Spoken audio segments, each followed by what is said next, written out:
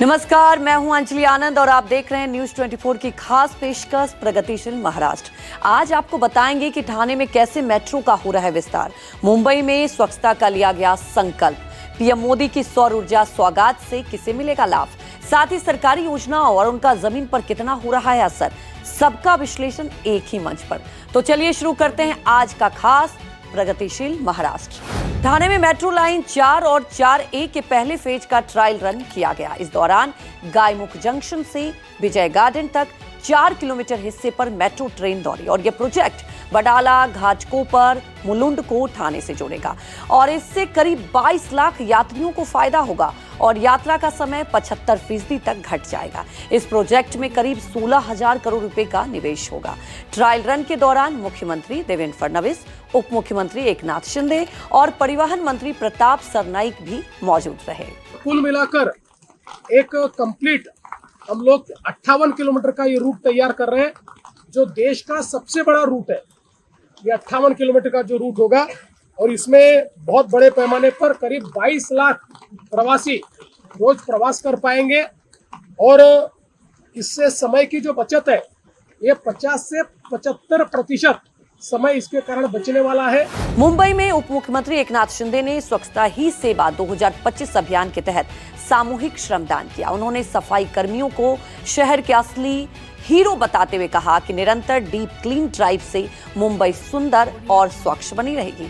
इस दौरान बड़ी संख्या में अधिकारी, कर्मचारी, विद्यार्थी और नागरिक शामिल हुए। उप मुख्यमंत्री शिंदे ने पर्यावरण संरक्षण, वृक्षारोपण और मुंबई कोस्टल रूट के साथ 300 एकड़ में मुंबई सेंट्रल पार्क विकसित करने की योजना के बारे में भी जानकारी दी। मैं कहूँगा ये मुंबई का कोई भी दूसरा और कोई हीरो नहीं है, ये स्वच्छता कर्मचारी ये सही माने में मुंबई के रियल टाइम हीरो है, क्योंकि वही दिन रात मेहनत करके मुंबई को स्वच्छ करते हैं। और ऐसा ही पूरे महाराष्ट्र में मैं नगर विकास विभाग के माध्यम से महाराष्ट्र में यह अभियान चल रहा है। प्रधानमंत्री मोदी ने वीडियो कॉन्फ्रेंसिंग के जरिए महाराष्ट्र में 2458 मेगावाट क्षमता की 454 सौर ऊर्जा परियोजनाओं का उद्घाटन किया।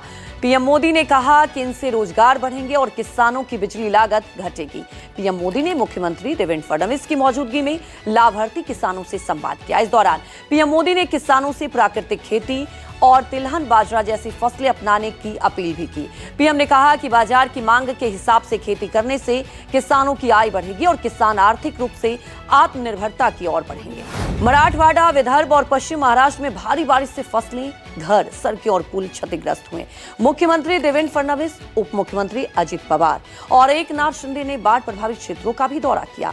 फडणवीस ने कहा कि सरकार किसानों और नागरिकों की हर संभव मदद करेगी। सीएम फडणवीस ने कहा कि अब तक 31,64,000 किसानों को 2,215 करोड़ रुपए की सहायता स्वीकृत की गई, जिसमें से 1,829 करोड़ रुपए वितरित किए जा चुके हैं। हमने ये तय किया है कि किसानों को तुरंत मुआवजा भी दिया जाए। उस दृष्टि से लगातार जो हम लोग रिपोर्ट आते हैं उस रिपोर्ट के ऊपर हम लोग उनके लिए जो हमारे स्टैंडिंग ऑर्डर है उसके अनुसार पैसा रिलीज कर रहे हैं। अभी तक राज्य सरकार ने 2,215 करोड़ रुपए के जीआर निकाले, ऑर्डर्स निकाले, जिससे 31,64,000 किसानों को फायदा होगा। इनमें से 1,829 करोड़ रुपए वितरित भी किया गया है, बचा हुआ भी 1-2 दिन में वितरित करेंगे। जितनी ज्यादा से ज्यादा मदद इसमें कर सकते हो करने की कोशिश कर रहे हैं। मुख्यमंत्री देवेंद्र फडणवीस ने अमेरिकी राज्य न्यू जर्सी के गवर्नर फिलिप मर्फी और प्रतिनिधिमंडल से मुलाकात की। बैठक में फार्मास्यूटिकल्स, मीडिया, लॉजिस्टिक्स, शिक्षा, स्टार्टअप, स्वच्छ ऊर्जा और सांस्कृतिक संबंधों पर सहयोग बढ़ाने पर सहमति बनी। नवी मुंबई A2 सिटी और भारतीय रचनात्मक प्रौद्योगिकी संस्थान में भी साझेदारी होगी। संयुक्त कार्य समूह 90 दिनों में पायलट प्रोजेक्ट चुनेगा, हर 6 महीने में प्रगति की समीक्षा करेगा। यह साझेदारी न्यू जर्सी और महाराष्ट्र के लिए आर्थिक अवसर खोलेगी। तो इन खबरों से साफ झलकता है कि फडणवीस सरकार केवल मौजूदा चुनौतियों का समाधान नहीं कर रही, बल्कि भविष्य के महाराष्ट्र की मजबूत बुनियाद भी रख रही है। निवेश और योजनाओं से विकास की दिशा को गति मिल रही है, जो राज्य को प्रधानमंत्री मोदी के विकसित भारत 2047 विजन का भरोसेमंद और सक्षम साझेदार बनाता है।